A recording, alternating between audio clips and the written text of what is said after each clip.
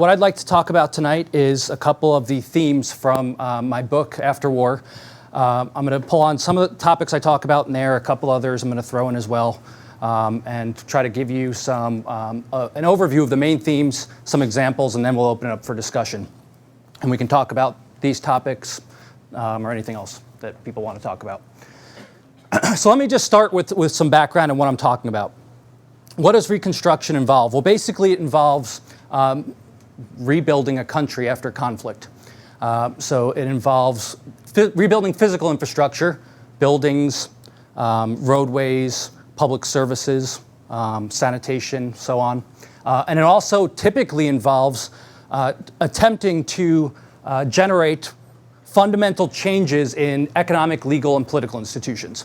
In other words, we want to establish, when I say we, it's the people who are engaged in the Reconstruction, liberal institutions, free market economies, political institutions that limit those that are elected, legal institutions that protect property rights and enforce contracts, and so on. Now, my talk is mainly going to focus on post-conflict situations, but I want to point out, we can discuss this more during the Q&A, given what's going on in Haiti. Much of what I'm going to discuss is equally applicable to crises in general. Famines, genocide, natural disasters such as earthquakes, and attempts to rebuild countries after those things happen. So a lot of the arguments I'm going to make are broader, but since in my book I talk about post-conflict, that's what we'll stick to for now at least. So what's missing? Well, if you listen to politicians, news pundits, if you read newspapers, oftentimes what is neglected is a basic consideration of the economic way of thinking. The economic way of thinking is grounded in a few core postulates. We say that people act purposefully, so they have goals that they seek to pursue to the best of their ability. They respond to incentives, which means as the net benefit of an activity increases, people engage in more of it. As the net cost of a behavior increases, people engage in less of that behavior. And we also point out that people face constraints. They face budget constraints, how much money is in your pocket or the bank, intelligence constraints, limited knowledge, and so on. But rarely, if ever, are these issues discussed in the context of Reconstruction. Let me provide an example. This is an article in the New York Times from 1960. It's about the Helmand Valley region in Afghanistan, which is in the southwest part of Afghanistan. And Marja is an area within the Helmand Valley. And has anyone heard of Marja recently? Do you know why it was in the news? They had a little offensive. A little offensive. It was a big offensive several months ago. All right. Now, why do I point this out? Well, the Helmand Valley project, as it's called, is one of the largest development failures in the history of development economics. This was not following a war. This was an attempt to develop Afghanistan and actually develop what was called a Little America. That's what the project was called in Afghanistan. And here was the fundamental idea, which sounds very nice on paper. The Helmand Valley region has very fertile farming land. We know that now because it's the main source of poppy fields, but back then it wasn't. So they said, look, we are going to invest tons of money, I mean hundreds of millions of dollars, to build canals, to relocate people, and what we're going to do is basically push Afghanistan to a new level of development. We're going to create America in Afghanistan. Well, it didn't work so well, as illustrated by the offensive that recently took place. But even in 1960, if you read this article, what are they talking about? It's a comedy of errors. They didn't take into account the human element. Meaning what? They didn't take into account the fact that people face incentives and face constraints. Now, one of the things I want to emphasize is that the failure of Reconstruction efforts is not a matter of resources. It's not that resources are unimportant. What do I mean by resources? Money, number of troops, physical capital. It's not a matter of that. There's other issues at play. And how do we know that? Well, if you look at the case of Marja, or Helmand Valley more broadly in the 50s, 60s, 70s, what happens? Well, this article talks about how the United States sent over the most state-of-the-art farming technology, tractors, other equipment. All right, so it wasn't a matter of resource. They had the latest technology at the time. But guess what? As the article points out, it was sitting there rusting. So why would it be the case that farming equipment that in theory could generate increases in wealth if people utilize it, It's the most recent technology at the time. Why is it sitting there rusting? Well, the economic way of thinking would indicate it's something with incentives and constraints. So what happens? Well, as I mentioned, 50 years later, the US carries out a major offensive in this area to root out the Taliban. Of course, when the Taliban emerged, they also used the canals, and only about 20 or 30%, I think, are operational. They used the canals to hide when they were fighting. And of course, as I mentioned, this is one of the most popular areas for growing poppy, which is a major problem in Afghanistan. So what I want to do is talk about two sets of constraints that reconstruction efforts face. Now, let me just point out one other thing before moving on. One of the powerful things about economics is that we don't have to assume anything about people's motives. We assume that what they say is what they want. So when George Bush, Barack Obama, anyone else says we want to bring freedom and democracy to Iraq and Afghanistan, we take them at their word. Economists don't judge whether the person is telling the truth, whether it's good or bad. We take it as given. And then what we do is analyze the means to understand if they are suitable to achieve the desired ends. So we don't have to judge that certain people are good and certain people are bad. We can put aside all the political talk of, Democrats like terrorism or whatever, right? Republicans like going to war. Maybe, maybe not. I don't know enough of them. Some do, some don't, I'm sure. What we can say is that they all respond to incentives. So that's what we want to look at. So let's consider some of the incentives that are at play when these occupations and reconstruction efforts take place. First, let's talk about some internal constraints. Internal constraints are constraints that exist internal to the country being reconstructed. So what are some examples of this logic? One is the art of association. The concept of the art of association comes from Alexis de Tocqueville's book, Democracy in America. And of course, Tocqueville recorded his travels throughout America. And one of the things he noted is that Americans had a habit for interacting with each other in what we call today civil society. He called it the art of association. And what Tocqueville pointed out was that this art of association was a very powerful check on government. Because what happened was that people were able to come together voluntarily through private initiative and private entrepreneurship to solve collective action problems. Problems that went beyond themselves and were a broader part of the community. And why was this a check on government? Well, Tocqueville pointed out that it was a check on government precisely because people weren't over-reliant on government for helping them. They were able to find cooperative solutions in many cases. Now, of course, today, there's lots of talk about civil society and NGOs. I was talking to Chris and Isaac before we started here, and I was talking about how so many NGOs today they're really fake outs, if you look. They receive so much of their funding from governments, and development agencies funnel a lot of their budgets into NGOs, that they're really not non-government organizations anymore. For instance, the World Bank spends a lot of money every year on social capital initiatives. It basically pays people in other countries to start associations. And it says, see, that's what Tocqueville was talking about. That's precisely the opposite of what Tocqueville was talking about. What he was talking about was the voluntary emergence, spontaneous ordering of associations which were outside of markets and outside of government. Now, why is this important? Well, it's very simple. If people are able to find cooperative solutions and get along with each other, it's less likely that there's going to be conflict. If it is the case that people are not able to get along with each other, if the art of association is lacking, then it's more likely that conflict is going to exist. Why is this all important? Well, everything I'm going to talk about deals with these internal foundations. Right? Now, to understand this, let me give you a very simple example.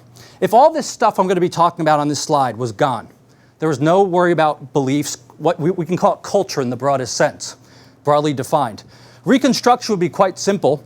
You could just purchase a copy of the US Constitution like at a museum shop here in DC and just mail it over, right? We'd be like, there you go. $5 for the Constitution, a couple bucks for postage. Now you have a Constitution. We could send it to Iraq, Afghanistan, Haiti, anywhere else you wanted to. But we know that if we did that, it would not have the same outcome that it has had in the United States. Why? Precisely because the foundations that allowed in some cases, the Constitution to operate as it has in the United States don't exist in other societies. So basically it is a piece of parchment that has no value, precisely because the fundamental values underpinning it are missing. So the art of association, belief systems, what do people believe? Very simple. You don't believe in private property rights, you're not going to respect them, right? If I believe it is proper to walk around punching people in the face, then I'm going to do it, right? This doesn't mean that codified laws are unimportant, but what it does mean is that simply writing things down, don't punch people, right? It's irrelevant if everyone believes you should punch people. You need at least a certain number of people to believe you shouldn't do that, right? You need the people that actually end up violating that to be a small minority. If it becomes a large number, a majority, then the formal laws break down. They're worthless. They're not worth the paper they're written on. And then, of course, historical experiences. How you've experienced both government in the past and interacting with other people in your society will influence how you view the present interactions with them, but also the future interactions as well. Why is this important? One of the main issues in Iraq and Afghanistan, and Haiti as well, is what? Well, there are certain groups of people that hate each other. On top of that, their governments historically have been some of the most predatory in the world. And now what do we say? Well, we want you to get along with other people and trust government. But the logic is simple, which is, well, if you're in that society and government has been predating you for decades, centuries, why would you ever trust them now? What is the check to constrain their behavior? That's where historical experiences come in. So if I was going to sum this up, I'd say this. Free societies work best where you don't need to coerce people, where people buy into the free society project, the Constitution of Liberty. You don't need to stick a gun in people's face to tell them to follow it, precisely because there are norms and values in place which make those rules self-enforcing. When those norms and values are either absent or break down, then the cost of enforcement goes up. And that's precisely what we observe in places like Iraq and Afghanistan. We have a certain set of goals we want to accomplish. They're not happening, so what happens? You have to ramp up the force. It's more costly to enforce norms and rules that aren't underpinned by certain values. So you have internal constraints. Now look, you can read lots of government documents and there's lots of lip service paid to culture, right? They say you got to respect culture, you got to understand it. Well, okay, that's nice to say, but really what we need to talk about is what that means in practice in terms of how we behave and how that constrains our behavior. All right? Again, what did I see recently? This is off the conflict topic on the Haiti. Haiti happens. All right, one of the ambassadors says something like the following. Well, this is really bad for people, but there's a silver lining. Now we can put Haiti back together the way we've been trying to for decades. Right? They treat it like it's a puzzle. It's like a science experiment. If we just get the smart enough people in the room, right, we can put the puzzle together the way we want to. No talk of culture, no talk about historical experience, no talk about constraints. It's like, no, we can just fix it. If you just give me enough money, enough troops, and enough force, I can do whatever we need to do to get it done. The knowledge problem.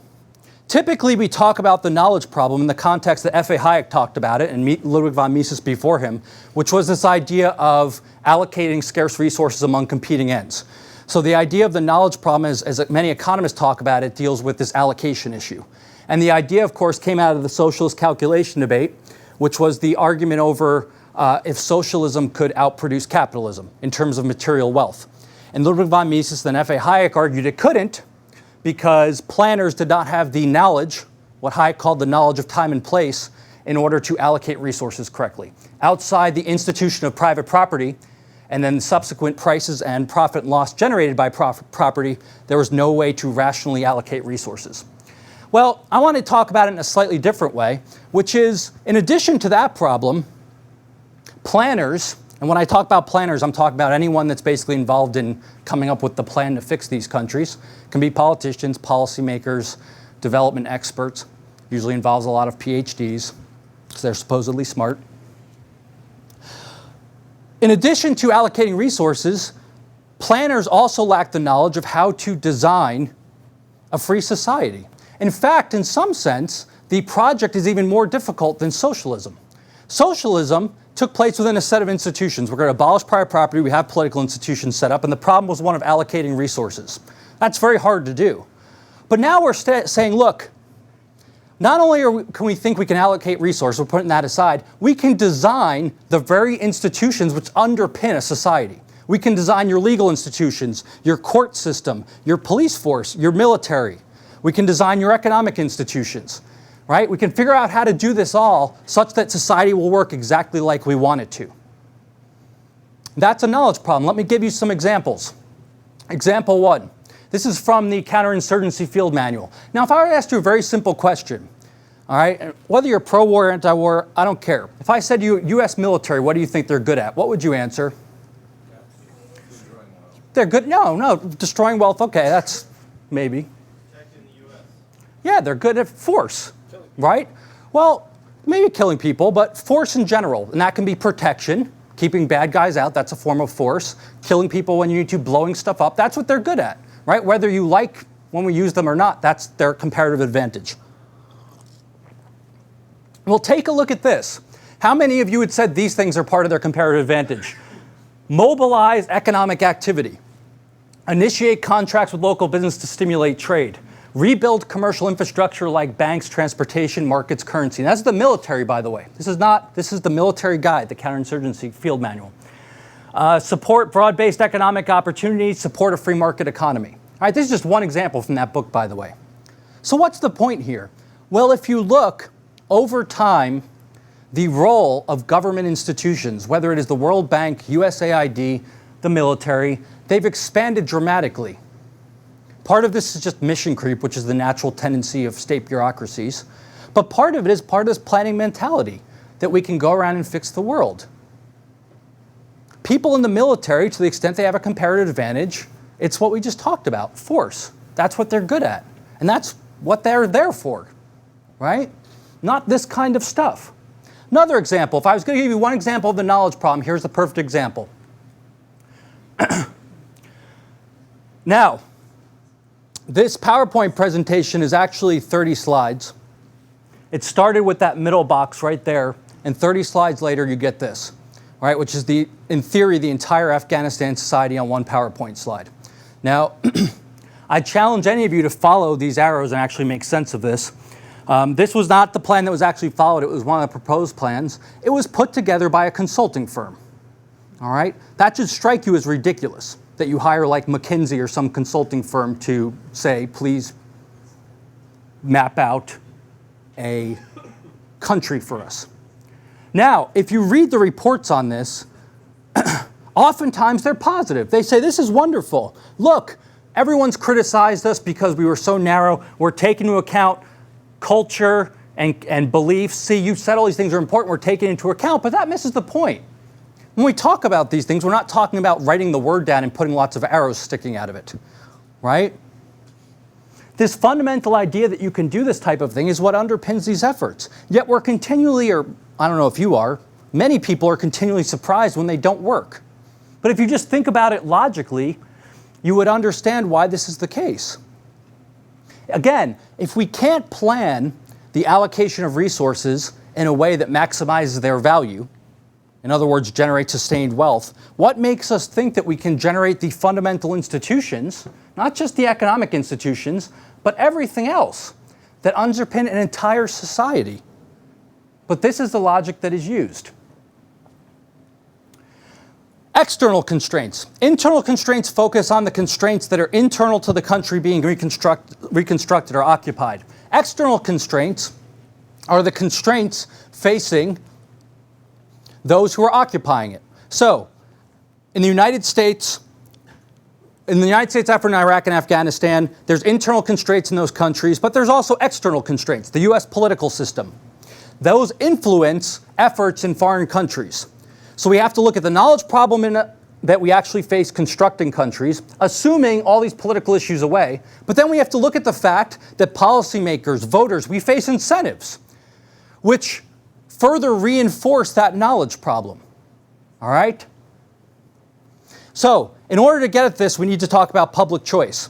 So you guys have probably heard about public choice, just a very quick overview. Emerges in the 1950s, 1960s. It comes out of the traditional field in economics, the subfield of public finance. All right, and basically here's the underlying logic. Up to the 50s and 60s, the view the standard view was one of romanticism towards government. All right, and here's the underlying idea in coming out of public economics. Markets fail. There's market failures. These can be externalities, public goods, macroeconomic instability, business cycles, all right, inequality. These are market failures. The market left to its own device will not function according to theory. So what happens? Well, to the extent market fails, the argument was government could serve as a corrective. Government could intervene through well-designed interventions and correct market failures. All right, so perfect government, imperfect market, perfect government always wins. Always, right? Because it's perfect. Well, public choice scholars came along and said, wait, you're missing something here, which is the following. If people are imperfect when they interact in private settings, in markets, what happens to them when they get elected to office or when they're hired as a bureaucrat? Why all of a sudden do people transform from imperfect private individuals to perfect government agents? And the answer, of course, is they don't. They're still the same people.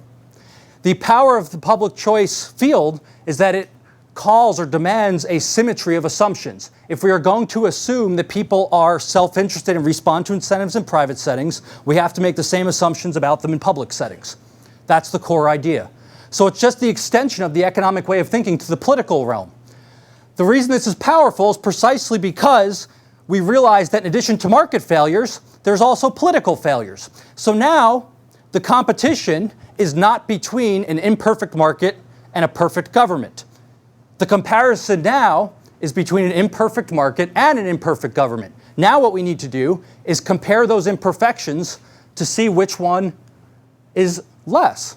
We live in an imperfect world, right? What we want to do is compare institutions and figure out which one is less imperfect. That's the core of public choice. Well, we can extend a lot of that logic to attempts to reconstruct countries. And I'll just run through some of this. We can talk more about it during the Q&A.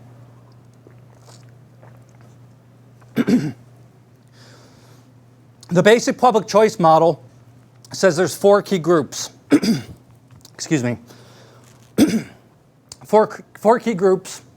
The interaction of them generate policy. Excuse me.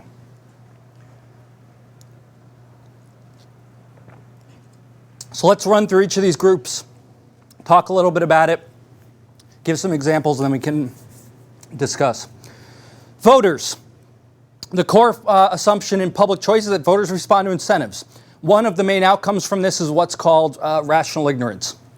I'm sure many of you have heard about this. It's basically the idea that the cost of information is positive. The likelihood of you impacting elections through your vote is basically zero. Positive information costs, zero benefit in terms of influencing the election. You're not fully informed. All right, typically people are not fully informed or even informed at all about basic political issues if you push them on it. So what does this mean? People know there's a war going on in Iraq and Afghanistan. If you ask them how much it costs, how much they think it will cost in the future, how many troops are involved, what exactly is going on, very few people will know. They tend to take broad positions. They either like the Republicans or the Democrats, but they really don't know the specifics that are going on. So voters are rationally ignorant. Interest groups are collections of voters who share a common interest. And here's the thing. While voters lack the incentive to be informed, special interest groups have a strong incentive to be informed. Let me provide a simple example. You and I'm going to guess, unless your family is in the steel business, don't know what's happening in the steel industry or the agricultural industry, unless your parents are in agriculture, right? Why? Because you don't care. It doesn't impact your daily life directly. But guess what? People in the steel industry, people in agriculture, they know what's going on in those industries, and they oftentimes will lobby government for protectionism. And I use that term in the broadest sense. It can be subsidies, tax breaks, trade barriers to keep out foreign competition. All of these things, like protectionism in general, this is a basic economic point, raise the cost of trade, which makes basic goods and services more expensive for consumers, you and I. And that's how it impacts us. through the cost of goods. But here's the thing. How it impacts us is either unseen, meaning if I asked you, well, how much extra do you pay per gallon of milk because of subsidies? Some of you might know. It's a couple cents per gallon, right? But you really don't think about it. When you buy milk, it's not like, okay, it's really $3.78, but we're tacking on 10 cents extra for like Build a Farmer, right? Doesn't say that. You don't know. Then on top of that, it's basically pennies for each of us. So here's the thing. How many of you are willing to go spend your days lobbying in Washington, D.C. to get rid of milk subsidies, right? I've never seen anyone saying like, I'm tired of paying $10 a year extra for milk. I'd like you to remove it, right? I have seen people go and say, no farms, no food. We need protection.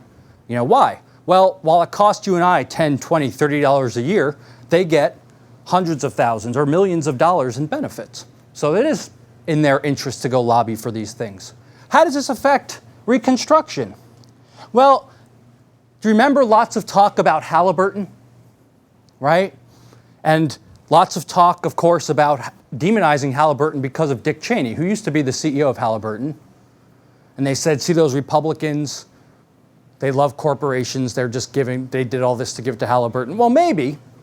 This misses the point, and if you looked into it, you would have seen that actually Halliburton got more total dollars in contracts under Clinton and Gore than they did under Bush. And the reality is that people were partially right here, which is Halliburton's had a very long relationship with government, but it's bipartisan. They give lots of money to government and they lobby them for handouts. It's not just Republicans, right? This is for many of the other corporations as well that were involved in Reconstruction. You can easily trace the people in charge of those companies to political leaders. Now, one of the arguments is that they're good at it, right? Halliburton's good at infrastructure building. Maybe, but it doesn't help when you have ins with political leaders, right? We see this repeatedly. They get favorable treatment.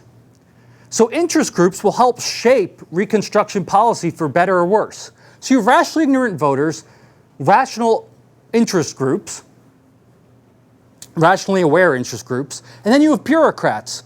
Now, bureaucrats are basically non-elected government officials, okay? All the people that work in government agencies and government bureaus. There's tons of bureaus involved in Reconstruction, all right? When I say tons, that's maybe too much. At least 10 major U.S. bureaus, and then all the sub ones as well. And then there's other countries as well, all right? And what happens? Well, if you look at Iraq, for instance, do you remember all the discussion of how Bush didn't plan? If he'd only planned better, it would have gone differently. Well, maybe. But if you actually look at what's going on, it's the logic of bureaucracy, which is in markets, firms are judged by what? How profitable they are. They like money, right? How are government bureaus judged? They're nonprofits, by definition. So how are government bureaus judged for success? Does anyone have an idea? Can't be profit. What's that? Their budget. Their budget, what about it? How big it is. How big their budget is and what else? Can you think of anything else related to that? How much power they have. Power, number of people, right? Size, clout, all right? Power, which is typically measured through budget size and number of subordinates. So think about the incentives this creates. All right, let's think about a couple of the basic incentives that this logic of bureaucracy faces. Well, they're not worried about profits. They're nonprofit by definition. They want money, as big a budget as they can get, and they want to hire as many people as they can. And they want power. So we start going into Iraq, or they're talking behind the scenes before we go into Iraq. What happens? You start get all this infighting between government bureaus, right? You got the Pentagon over here, right? You got the State Department. All these people are fighting. Why? Because they're Democrats or Republicans? No, because they want power, which is the logical implication of government bureaucracies. I'm sure that many of them thought what they were doing was the right thing. Their vision was the right vision, right? Well, that still doesn't overcome the fact that the U.S. government in the broadest sense, and all other governments, are supposed to be united in a common cause to rebuild Iraq, rebuild Afghanistan. But the natural logic of bureaucracy is such that they're going to fight with each other, which is exactly the opposite of working towards a common goal. What else happens? Well, as bureaucracy expands at larger and larger levels, you have information problems, incentive problems, and then the problem of costs. All right, let me just talk about each of these briefly. Basically, here's the information problem. It's not knowledge problem, that's different. This is information. Information's what? Well, as the chain gets longer and longer in a bureaucracy, meaning there's more and more layers involved, the likelihood of something being communicated down here to up here falls, right? Gordon Tullock, one of the founders of public choice, used the example in his book of the whispering down the lane game, or the passing the story down the lane. You ever play this when you were kids, like in a class, right? Or if you went to some cheesy business like consulting, then they talk about this to like tell you the importance of communication, right? What's the logic? Well, you line up 10 people, someone reads a story down there, person 1, and they're supposed to pass the story down the line, and then it gets to person 10, and then they retell the story, and it's completely different from how it originally was written, right? Because as you pass it down, people leave out details, they fill in gaps based on their own memory or their own imagination, and by the time it gets to the end, it's completely lost its original meaning and intent. Well, it's the same exact logic with bureaucracy. What else happens? You have incentive problems. As it gets bigger and bigger, you have problems monitoring people. Okay, economists call this the principal agent problem, right? Principal hires an agent, but the problem is you have to monitor them. The agent's the person that works for you, right? And the problem is one of monitoring. Their incentive is to shirk, to not work hard. But as the principal, the person hiring them, you want them to work hard. So there's those monitoring costs as well. And then finally, there's this cost issue. And here's the logic. If bureaucracies are judged by size of budget and number of subordinates, what's the incentive? In a for-profit firm, you have an incentive to cut costs. The reason why, of course, is that turns into profit, right? If you cut $100 in costs and you're able to produce the same amount of output or more output, that means there's more money in your pocket, profit. But bureaus, government bureaus, are different than that. They're nonprofits. So what happens? Well, they have an incentive to spend down their entire budgets. This happens repeatedly. And the reason why is you actually get penalized if you return money at the end of the year. If you come in under budget, what happens? Your budget the following year gets cut, right? You say, look, last year we got $20 million, and we were really efficient. We only used $15 million, so I'm returning $5 million, but I'd like to ask for $25 this year. The response will be, well, you don't need that. You're getting 15, right? So what happens with bureaus? There's an incentive to spend down your budget, even if it's wasteful, and then always ask for more money, right? Give me a bureau, and I can guarantee you can find some report that says the following. If only we had had more resources, right, things would have been different, right? More resources. This applies not just to reconstruction. Look at the Department of Education, right? What do they always say? No, we need more money. If we just had more money per pupil, things would be different, right? And you're like, well, look, spending per pupil's gone up. I'm like, no, we need more, right? It's all about resource constraints. But the incentive is to be wasteful. And that leads to not just waste of resources, but also this issues of infighting and poor communication. And finally, you have elected officials. Elected officials are people that are voted into office.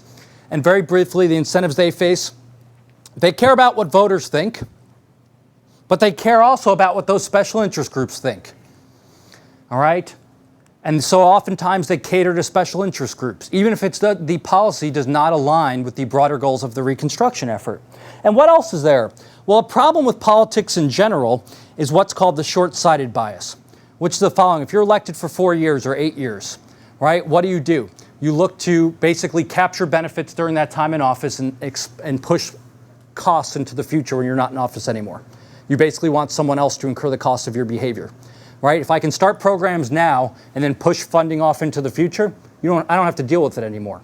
And of course, the problem here is what? Well, you have an incentive to borrow against the future and then let other people clean up your mess. Well, that sounds nice, and it is for the person in office, but as we know, and Greece knows very well now, bills come due at some point, and you have to pay them. So this process can continue until, of course, enough bills come due that you can't afford it anymore, and that's when a country goes bankrupt. So these are the issues that elected officials face, this short-sighted bias. An example. This is an example of bureaucracy in Iraq. You can find many. Here's just one I wanted to pull to show you. Community Stabilization Program. Sounds very nice, like all government programs. Who wouldn't want a stable community? Again, it sounds very nice on paper. It's basically a welfare handout in order to bribe people, all right? They didn't call it that, but that's basically what it is. They were going to pay Iraqis to work, all right? So it's a public works program, kind of like the stimulus package now. So you're going to build roads, dig ditches, things like that. The idea was very straightforward. If we pay people enough money, then we raise the benefit of them working, and they won't be terrorists, right? If we're paying them to work, then they won't be an insurgent. Sounds good. Implement the program. 644, which in the scheme of things might not be that much money to some people. And what happens? Well, the auditor does a study of the program, and what does he find? Well, they find that basically the U.S. had been paying the very people it was fighting. They were basically paying insurgents, which were then shooting at U.S. troops. And here's basically what happened. People started setting up shell people, fake people. They call them phantom Iraqis, all right? So you had basically thugs, warlords, criminals in Iraq basically filing paperwork to get payments for people that didn't exist, all right? And because of just the massive bureaucracy set up, a lot of this stuff fell through the cracks. And what happens? Money that's supposed to be going to rebuilding Iraq, our money, taxpayer dollars, goes to the very people that are fighting our troops. We were basically paying people to shoot at our troops. The exact opposite of what we would want to accomplish. And again, this is just one of many examples. Here's the underlying logic. When you become overly reliant on bureaucracy and you keep expanding it broader and broader, and the number of things you want to do broader and broader, it becomes nearly impossible to do them, right? If you ask the military to attack people, they're good at it. We basically annihilated the Iraq government and Afghan government very quickly. Very quickly. If our goal had just been to overthrow the government and leave, it would have been a success. We would have been in and out. I mean, we have the most powerful military in the world. We can do this like this, right? Just drop some bombs and fly away, right? It kills a lot of people, but if that's the goal, we're very good at it, right? But when you start getting into this stuff, when you ask the military to do economics, right?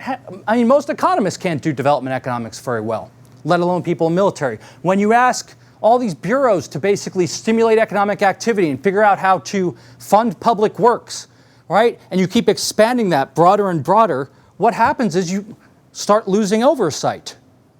So what does the Inspector General come back and say? Well, ideally he would have said, look, at the end of his audit, they always give recommendations for improvement. Ideally he would have said, look, there's limits to what bureaucracy can accomplish. We're becoming over-reliant on bureaucracy, right? We should scale this back. And of course, he doesn't say that. He says temporarily suspend the program, but don't get rid of it. And of course, then he turns to the most common catchphrase and mantra that they use in government bureaucracies: we need better coordination. They love saying it, always. We need better coordination. It happened with Katrina and FEMA. You can look at any government bureaucracy that does something wrong. They always just say better coordination, right? More resources, better coordination, it will all be better. Well, it's not just a matter of coordination. It's a fundamental understanding of the incentives that bureaucrats face and what those constraints mean for what can be accomplished in practice. And again, you can find repeated examples of this, of basically bureaucratic failure. All right, and again, one of the things I haven't pointed out is that bureaucracy is the antithesis of markets. It's the exact opposite, right? Government planning to implement markets. I mean, understand what's going on. F.A. Hayek pointed out that markets are powerful precisely because they're able to utilize knowledge dispersed among millions of people. All right? So now we say we are going to centrally plan markets because they are beneficial, because of dispersed knowledge. Right? Hopefully you see the tension there, which is if markets are beneficial precisely because they've dispersed knowledge, then you can't plan a market. Right? Precisely because knowledge is dispersed among millions of people. Right? Which is why Hayek kept emphasizing this idea of emergent orders, spontaneous orders, instead of planned orders, top-down orders. That's why Hayek keeps emphasizing that, precisely because of it. And of course, government bureaucracy is basically the strongest form of central planning there is. No profits, weak incentives to use resources wisely, and they rely on top-down planning. Yet they are at the center of all of these efforts. And we want more and more of it. And we keep creating new ones. Now we have an Office of Reconstruction, coordinator of reconstruction, right? Because now we're going to coordinate it better and do better in the future. Lessons learned. It's another thing we always like to say. We learn from the past, right? Well, not very well, right? Because of course, people like to point to Germany and Japan following World War II, but we've never been able to replicate that. So what are the main takeaways? Imperfect knowledge, non-neutral political system. We don't know how to design institutions. We know what a free society looks like. All right, if I asked you, we just started raising hands and making a list of characteristics of a free society, I bet you we'd come up with a pretty good list. We have the know what. We lack the know-how. How to go about constructing what we know a free society looks like. That's the knowledge problem. Then there's a non-neutral political system. The political system oftentimes generates perverse outcomes. The main takeaway here, one of the main takeaways, is that success is not a function of ideology. We have to push aside all of the talk about conservative and liberal Democrats and Republicans and look at incentives, all right? Very quickly, some alternatives I talk about in the book. And I'll just mention these briefly, and then we can talk more about whatever you want to during the Q&A. Peacekeeping and brute force. All right, so right now we're kind of in this in-between the United States is with its foreign policy. And it's a really weird thing if you think about it. We occupy countries in order to free them, and then we design plans in order to allow them to engage in self-determination, right? So there's like tensions abound here. So what are some alternatives to this mill? You've heard it called, maybe Rumsfeld used to call it like the light footprint approach, I think. It's like, we're not stomping on you, that's the brute force. We're not colonizing you, but we're also not just engaged in peacekeeping. Right? There's some weird middle ground in there. And then itself, that's kind of weird. We want to engage in a war, but we don't want to kill. We're overly cautious about collateral damage, right? That's kind of hard. It's hard to kill people if you're so concerned about collateral damage. And there's many other problems with that as well. So some alternatives, peacekeeping. This idea of peacekeeping is like, look, we'll send troops over, we'll just keep the peace and let institutions emerge. So it's kind of the Hayekian point. Well, there's a couple problems with this. First of all, rarely, if ever, do peacekeeping missions stay pure peacekeeping, right? And here's the problem. Typically, you have to end up picking a side, right? If someone shoots at someone else, you have to either respond, which means you're picking a side, or ignore it, right? Which means you're picking a side. In addition to that, although outsiders, the peacekeeping forces, view themselves as being neutral, the parties involved in the actual conflict don't view them as neutral. This is what happened in Somalia. For those of you who saw Black Hawk Down, the book and then the movie, right? U.S. troops went in along with UN troops, and it was supposed to be a peacekeeping mission, right? What happens? Well, we're giving food. The troops are giving food to people to help them. Then they say we're neutral. Well, guess what? If you're someone's enemy and someone else is feeding your enemy, then the person feeding them is your enemy too, right? All of a sudden it unravels because they start shooting at the troops. Then we have to decide. The troops have to decide, we're going to shoot back or we're going to stay neutral and not do anything, right? The whole thing unravels and the mission falls apart. Then you get to brute force. Now, brute force is very effective, right? Because you basically have a complete disregard for people. If I said to you, look, we're colonizing you, you're a protectorate of the United States. We're installing a military government, right? Forget this whole self-determination thing. And you can do one of two things. You can listen to what I tell you, or you can ignore it, and I will either shoot you or throw you in jail, right? Now, if people respond to incentives, this can work. You're raising the cost of disobeying them, right? But there's moral issues which people would object to. And on top of it, there's practical issues as well. This goes back to that slide about a free society works best where the need for force is least, which is when people disagree with fundamentally what you're doing, it's very costly to enforce it, all right? You don't want a society where you need a policeman on every corner with a gun looking over your shoulder. We want a society where most people tend to follow a set of rules, all right? There's deviance from that, but most people tend to follow it. So anyway, I point out some problems with these. We can talk more about it. I want to talk about the argument I make in the book in concluding, which is something that we need to talk about is free trade. Free trade, I want to make the argument, is the best means for promoting not just economic prosperity, wealth, but also peace. All right? This idea is not original to me. I'm sure you've all heard like the Bastiat quote, right? When goods don't cross borders, troops will, right? So this idea goes back a long way. And here's the idea. Trade is a fundamentally cooperative endeavor. If you voluntarily trade with someone, they have to be willing to trade with you and vice versa, meaning you both find value in it. So it's inherently cooperative, right? Which is the exact opposite of conflict. So if we want peace, one of the best means about going about getting it is to trade with people. Now, there's a couple responses to this. One is, well, look, that's nice and all, but guess what? Like the Taliban doesn't want to trade with the United States, so nice suggestion. You're like, yeah, let's trade with them in McDonald's. That's cute, right? There you go, Osama bin Laden. You want like a Happy Meal, right? And the point is well taken, but it overstates the point, which is, of course, that trade is not a panacea. But here's one thing we could do.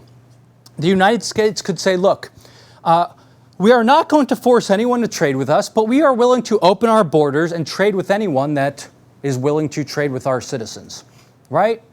Even like Iran, for instance, or North Korea, or Cuba. Think about Cuba.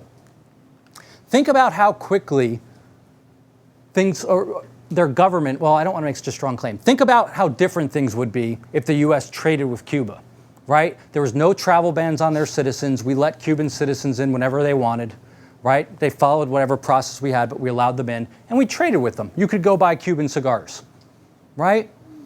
I am willing to bet that things would be dramatically different in Cuba right now. And if you look at Cuba as an example, but also other countries as well that are blocked off, what is the rhetoric of their dictators? They always say, see, America is a terrible place. They block us off. They don't want to trade with us. In other words, they use it as an example to support them, to reinforce their position, precisely because their citizens are not allowed to see the benefits of the great institutions we have here in the United States. What better way to illustrate the benefits of a free society than to allow people to see it themselves? And how do you see it? You either experience it personally or you trade with people. And that's this idea of static versus dynamic effects of free trade. The static effect of free trade is very simple. It's just an allocation of resource type issue, which is if you have something I want and you have something I want, we trade, we're both better off. It's a reallocation of existing resources. You have a book I like, I have $5 you like, we trade it, we're both better off. I preferred the book, you preferred the $5. That's static. Both resources existed, we're just moving them around. But in addition to that, trade also has a dynamic effect, which is it creates new opportunities. It not only reallocates existing resources, it creates knowledge, both of what to do, right? When someone makes a lot of money, if you look at markets, what happens? People start following it. Or it also illustrates what not to do, which is why losses are so important. Someone makes a loss, it illustrates to other people, I probably shouldn't allocate resources to that because I'm going to lose money. In addition to that, it exchanges what? Ideas, ways of doing business, cultural norms. In other words, it's a learning experience unto itself. And that's the dynamic aspect of trade, which people often don't talk about. In addition, we could talk about increasing or facilitating the movement of people. Now, by this, I don't mean like the Helmand Valley thing I talked about where people were forced to relocate in the name of development. What I'm talking about is basically allowing people to migrate and immigrate. That's another wonderful way for people to experience things. All right, we can talk about some of the issues, and I realize it's not as simple as what I'm saying for both practical reasons and also there's arguments against this. But I will say this.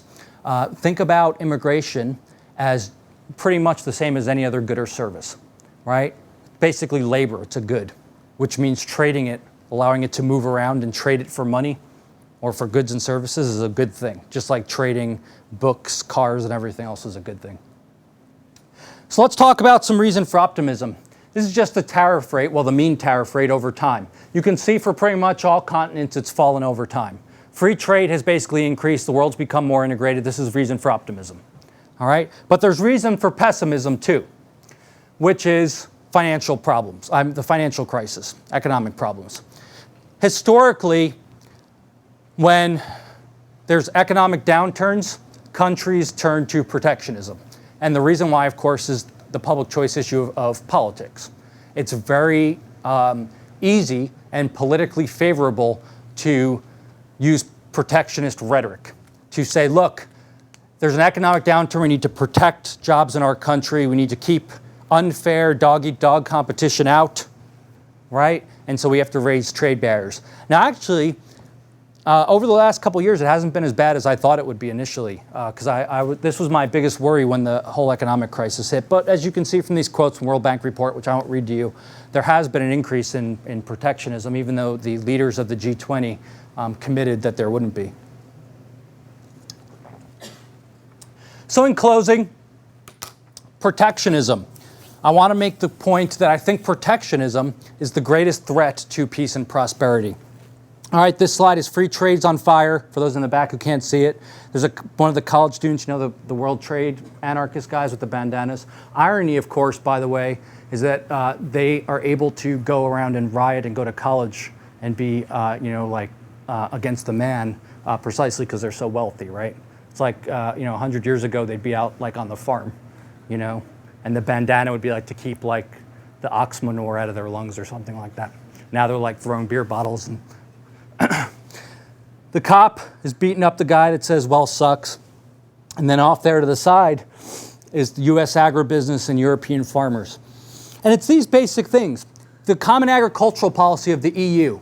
Talk about impoverishing people, right? What is the main product of the poorest countries in the world? Like African countries? Does anyone? Agriculture. Basic agriculture, yeah. So if we want them to become wealthier, what should we do? Allow them to produce agriculture and then trade it with people, right? Trade makes people wealthy. What happens? You get the common agricultural policy, you get U.S. trade restrictions, which does what? Bans much of the potential trade for agriculture, which means the thing they have a comparative advantage in, right, we basically block out. And then, of course, we turn around and hand out tons of foreign aid to them, precisely because they're poor. Again, you should see the tension here, right? Now, let me just say one last thing and then I'll end, which is I want to make very clear that the argument here is not that like markets are a panacea, because I always get accused of this like, oh, if we just trade with everyone, everything would be fine and dandy. It's not the argument at all. It's that basically if our goal is to increase wealth and increase peace and cooperation, that one, if not the best way to do this, is to reduce trade barriers and trade with anyone that is willing to trade with our citizens. I'll stop there and we can talk about anything that anyone wants to.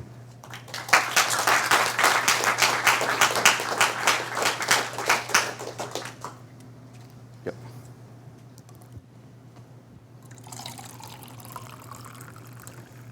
First off, thank you for speaking with us today. You mentioned that the economic viewpoint is not concerned with which politician's right or which policies are right, but rather looks with positive analysis at whatever is assumed that the politicians want to achieve and sees whether it's feasible or not. From the discussion of the limitations on the different methodologies within reconstruction, and seeing that the peacekeeping doesn't really work because of the reasons you mentioned, seeing that the middle ground doesn't work for the reasons that you mentioned, and seeing that the brute force doesn't work because of the reasons that you mentioned, could not economists also contribute to the actual political, the normative question, judging that it seems universally that it doesn't work? Sure. So there's a couple things here. First of all, in general, I say that about the economic way of thinking, but it's very common for economists to use that positive speak and smuggle in normative, either assumptions or implications. Very easy. And it happens all the time. So we have to be cognizant of that at least. But there is room for economists to contribute to the debate on this and talk about informing policy. So I think the way you go about this basically is talking about these things with people. Now here's the problem in one fundamental sense. For the exact public choice reasons I talked about, in some sense people will just say to me, yeah, nice. Okay, they'll say we agree with you and then walk away and just keep doing what they're going to do. Right, this is like the same reason people say, well, why does, if economists are right, this is what students always say after like principles of economics. They'll say, well, okay, if you're right that trade is so great, how can we have trade barriers then? Why don't they just go away? If we could all become wealthier and help people, then, well, because of interest groups, right? So in some sense, the very public choice issues I talked about makes policy change in general very difficult. Part of it's informing people, but to the extent bureaucrats want to continue to expand the size of their bureau, for instance, telling them they can't do something, it's not going to be very effective. And so that's kind of a pessimistic answer, but I believe economists have a lot to contribute to the policy debate. I've tried my best. I'm not very good at it maybe, but I don't know.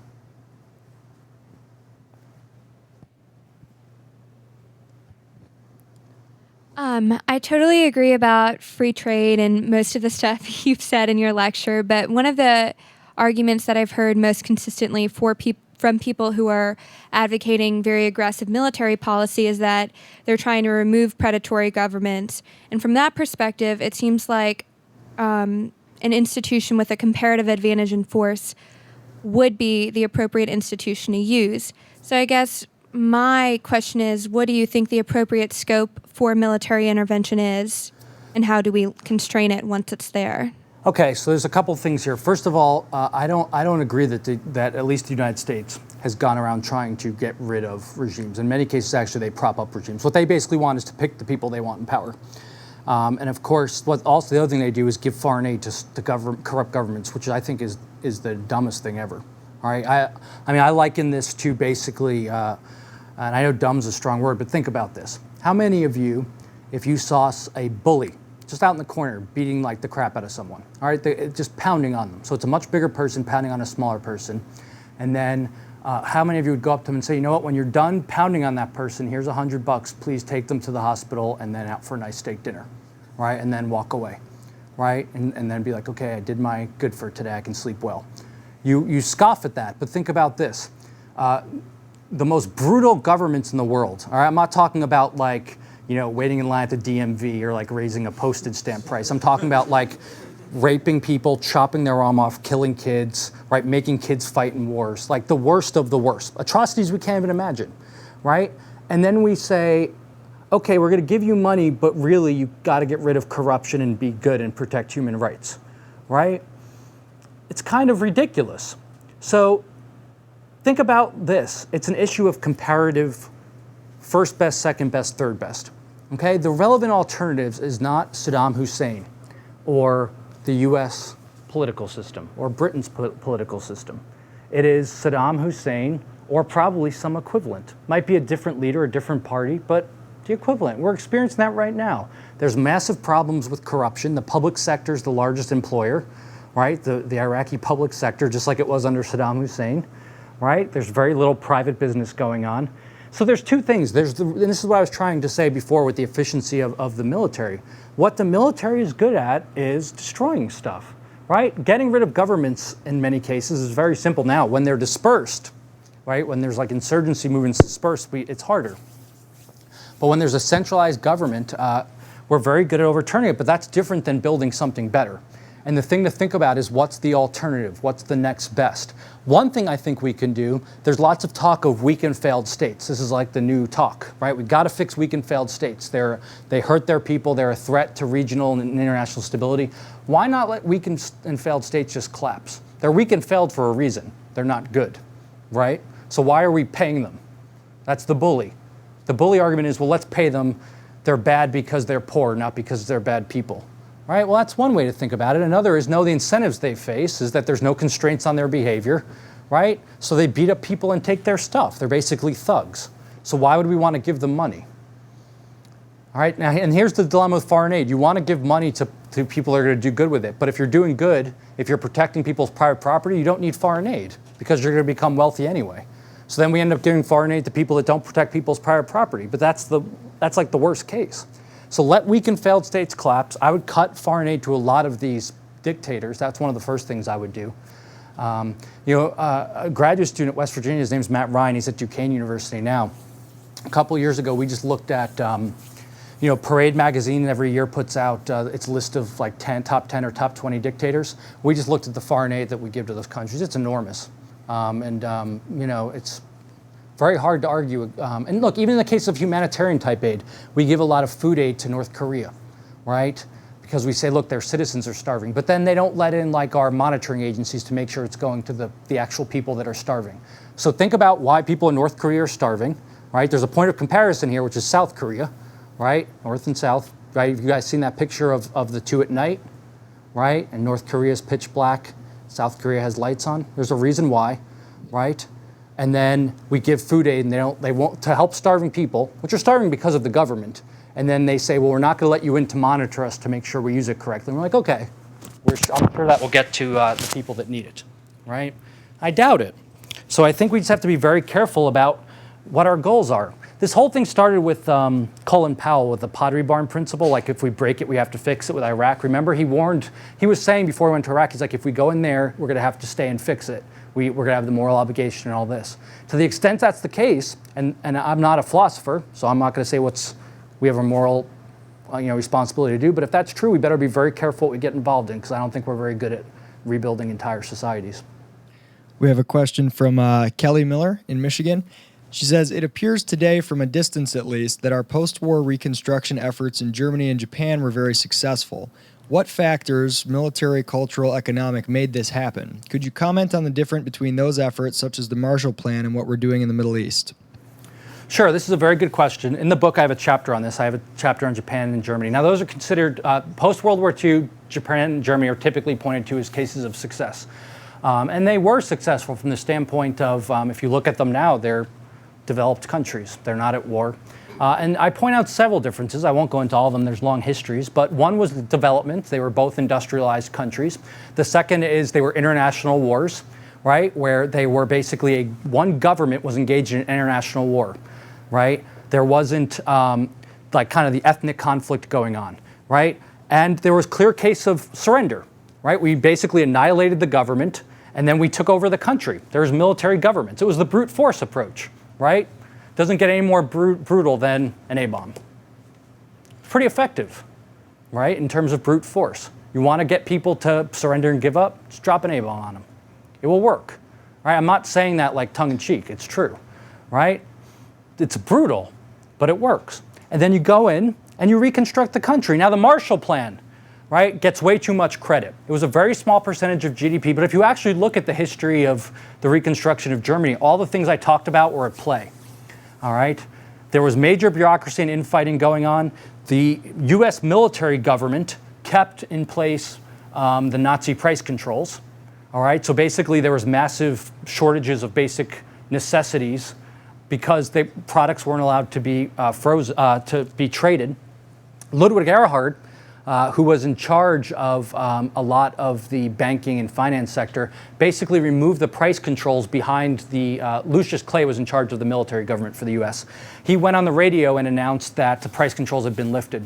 Lucius Clay calls him into his office on Monday and says, why did you do that? You were not supposed to announce any policy changes without getting my approval, right? And he says, because if I did it, if I had told you, you wouldn't have let me done it.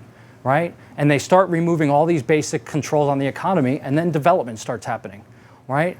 Again, if you understand the benefits of trade, then you realize that this matters, right? So you had basically, in Germany and Japan, it was largely a matter of physical capital, rebuilding buildings, right? Which we can do. We can rebuild physical buildings. The problem is, if people are fighting around a hospital, it doesn't matter how pretty the hospital is, right? If you build it and then it gets blown up the next day, it's not very useful. It's a waste of resources, basically. And that stuff wasn't going on in Germany and Japan. If you look at the history of Japan, for instance, basically citizens acquiesced to the U.S.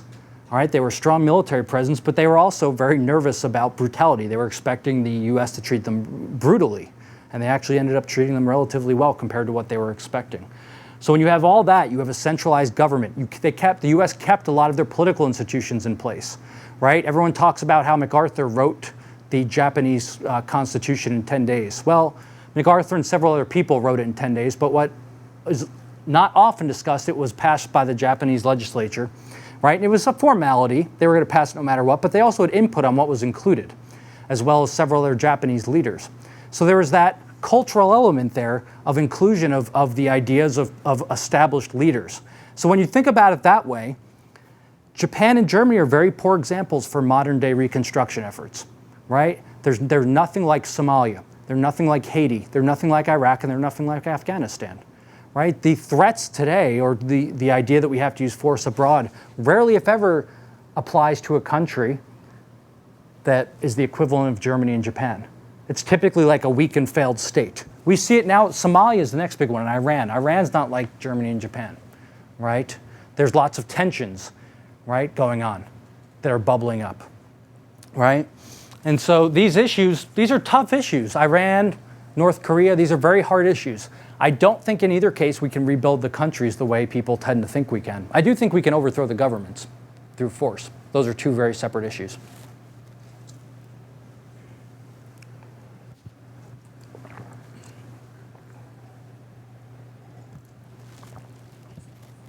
Yeah, I wanted to go back to the notion of spontaneous order and the emergence of prosperity and peace coming from that.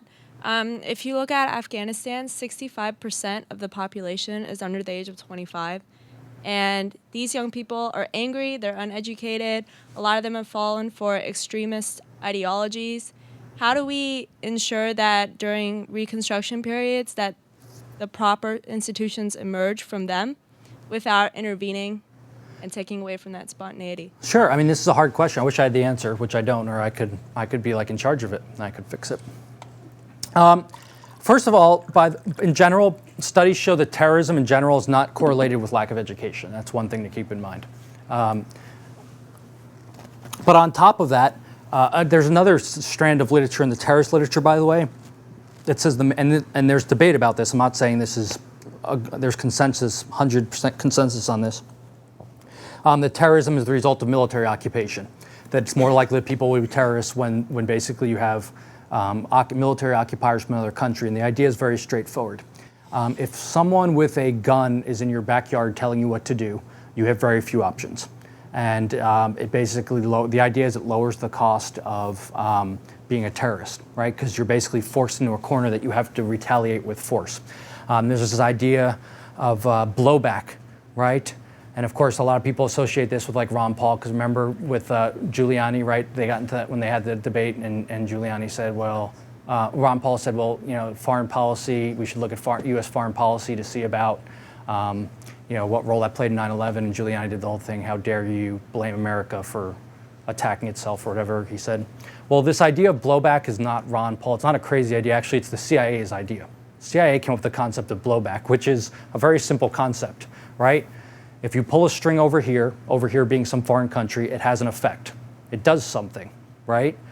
It sets off a chain of events. And that chain of events, in some cases, can blow back. It can ripple through and come back to affect the United States in certain ways. One of the things they talk about is if you basically invade other people or anger them, they are more likely to attack you. That's the CIA is. This is not like a crazy libertarian, you know, conspiracy theory. All right. One thing we need to think about is this idea of blowback. What role does our actions have on subsequent actions? And in many cases, we can't know that.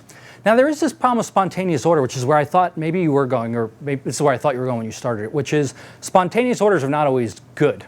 And we can talk about what good is. In other words, you can have lots of spontaneous orders that generate outcomes that we may not like. All right? So what does this mean? Well, there's a distinction between, and the distinction can be blurry sometimes, between spontaneous orders and top-down orders. But even Hayek pointed out that we do a lot of planning. We all plan. We also have we have top-down planning orders, right? The IHS program, the Summer Fellows program, the seminars, these are all planned events, right? Yeah, I know. I know. I'm watching you the whole time. They're all centrally planned, but they take place within a set of norms and values, which are the spontaneous part, right? And what we can plan is constrained by that. So how do we make sure? I don't think we make sure. That's my response, right? I don't think there's any making sure to do. To the extent you believe the military and the government should protect U.S. citizens, and that's what it should do, right? And I know that's difficult in some cases, so there's these fine line type arguments. So someone coming to attack the U.S., coming on our shores, that's an easy one, right? You defend it. But preemptive type attacks, those get a little gray sometimes, right? But should we care what people in Afghanistan do? Should our government? I think you can make the argument no.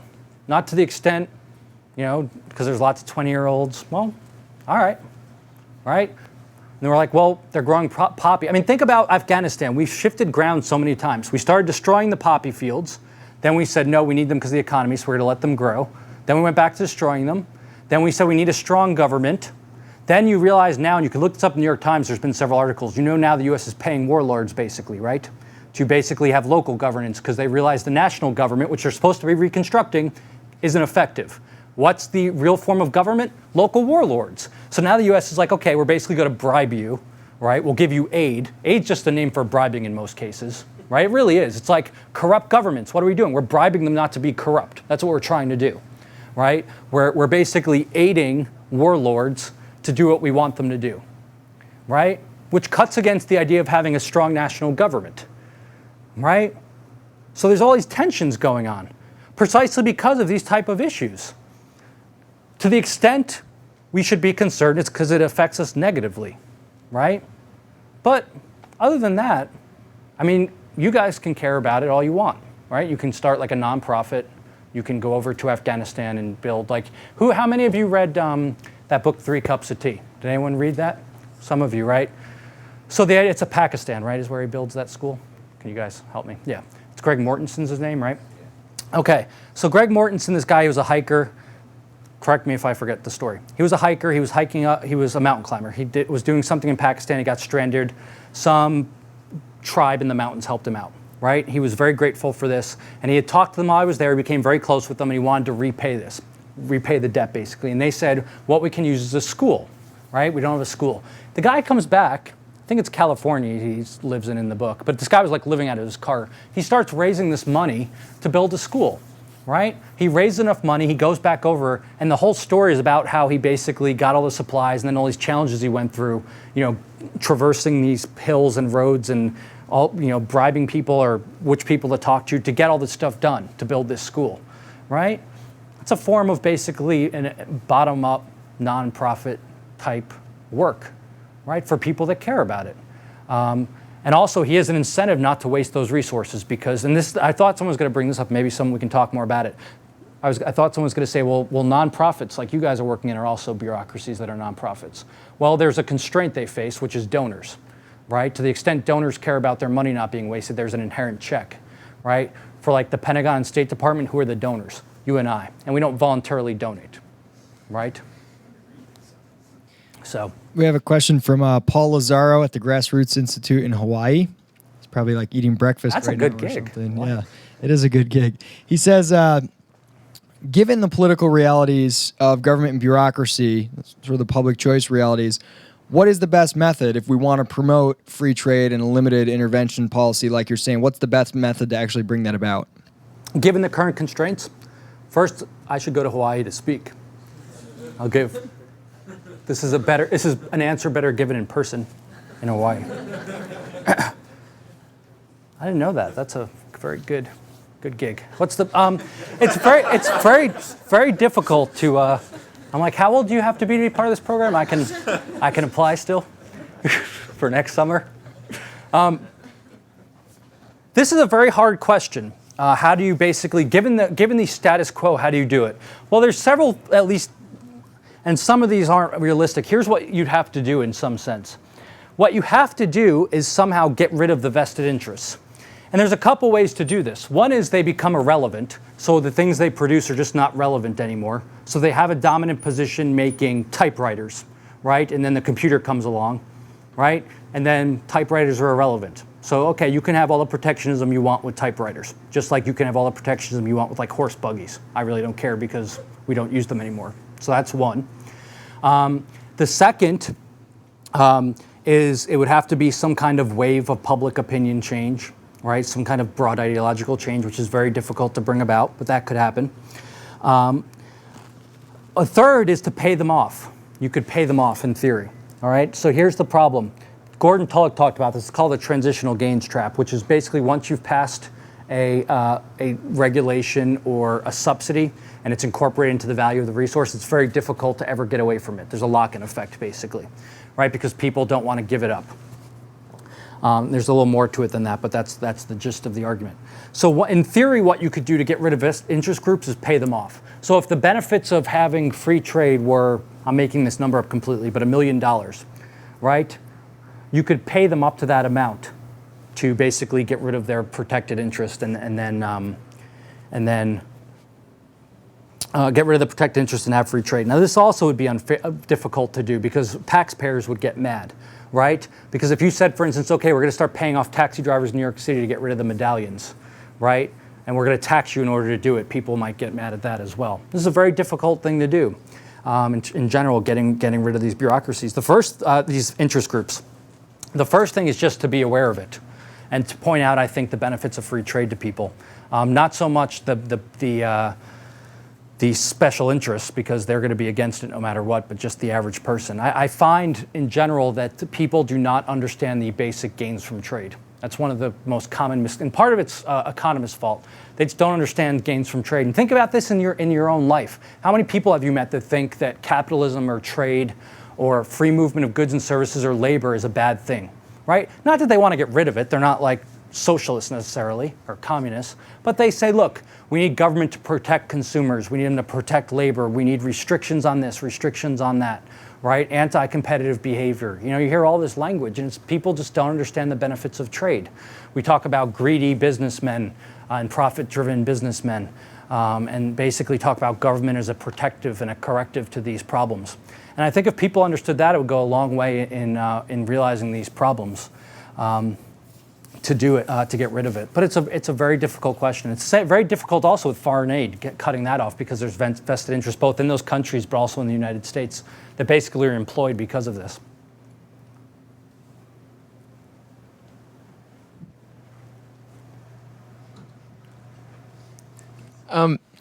So what do you do when you have a situation? So we could raise our barriers to trade with countries like Cuba or North Korea or things like that. But on the other side, there would still be all these government barriers to them doing free trading, engaging with us. And if we were, if our companies were to have to trade with them, they would still be subject to all sorts of barriers on that end. I'm thinking of like Google in China, where they have, if Google wants to be in China, it has to accept government censorship. Yep. Is that better, or is that actually worse because now it's establishing a market over there that is inhibited? I guess, what's your opinion on that?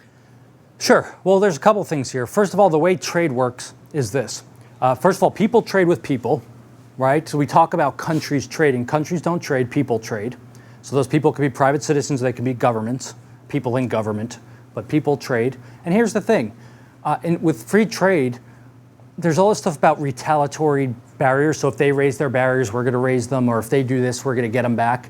Really, you're screwing yourself over, right? So basically we say this, okay, China raised barriers to letting US cars go into their country. So their consumers now have fewer cars to purchase. Right, that's what it does. It restricts the number of cars in, which hurts their consumers. Their consumers now have fewer options, and they pay more per car because there's fewer cars. And then we say, okay, let's get them back. Let's prevent Chinese cars or whatever from Japanese cars from coming over here, right? Really what you're saying is, okay, I want to hurt my consumers in retaliation, right? You've screwed over your own people, so I'm going to get you back by screwing over my citizens. I'm going to restrict the trade options and raise the price, right? And somehow we act like this is like hurting them. Well, it hurts some of their producers because they can't trade as much, but it also hurts you and I, who pay thousands of dollars extra per car because of tariffs, quotas, and so on. So here's the thing. If my argument is this, we should open our markets to people that want to trade with us to the greatest extent possible. I would be pro zero trade barriers. And then companies and entrepreneurs can figure it out for themselves. If China wants to if their government wants to restrict what their consumers can have, do I like it? No, I'd like it if they let them have whatever they wanted, right? But do I care that much? No. I still think having Google there is better than not having Google, right? Pretty sure someone will figure out a way around that like they have already. In general, anything that expands markets, whether it's trading information, I think is preferable because it gives them a higher likelihood of seeing how other countries operate or other societies can operate and getting these ideas out there of the benefits of these things. Now, here's another point that someone brought up to me once, and this is related to your point. They said, look, all right, you want to trade with Iran, you say people trade with people, but guess what? If you and I traded with Iran, we'd be trading with their government, right? Because their government basically controls stuff. It's not like they're going to say, okay, now we're going to give all the spoils of trade out to our citizens, right? And my response to this is twofold. One, and this is the cold-hearted response, is I don't care because you and I are still made better off as consumers. And the option is not like we trade with them or they go away. They're still going to be there. And the second one is if you really care about it that much, boycott it, right? If you open barriers up and you don't like something, boycott it, just like people boycott stuff today, if you really care about it that much. And if you don't, then you're okay with it. You like trading with Iran, the government, so you like the dictator. Good job, right? The other bad thing is one of sanctions. Well, I should make mention of that. Sanctions, I think, are one of the worst policies. They're politically popular because they're obvious to see, and it's tough talk. It's like we are sanctioning them. Sanctions rarely, if ever, work. There's very few examples of them actually leading to like political change because basically, unless you have everyone agreeing to it, the dictator can just turn around and go either on the black market or to a different trading partner and trade with them. And then, of course, you get things like the oil for food scandal with the UN, right? Because of all the bureaucratic issues we talk about, right? And of course, you guys realize the oil for food scandal with the UN was because we put sanctions on them, right? So we put sanctions on them. Basically, they fell on the average Iraqi citizen instead of on Saddam Hussein, who lived very well in his like hundreds of palaces, right? So then we're like, okay, we're starving them, so we're going to let Saddam Hussein, again, who we say is one of the worst people in the world, sell some of his oil as long as he uses it to help his citizens, and then we're going to monitor it, right? And then you get all this corruption and stuff going on in that program, right? That's the whole oil for food scandal, like a nutshell. Where the obvious thing would have been like, okay, sanctions are hurting the citizens of Iraq, maybe we should get rid of them, right? That would be that. And it's like, no, let's create a whole new program on top of it. That's a smart idea, right? Let's create more layers of bureaucracy, right? Final question.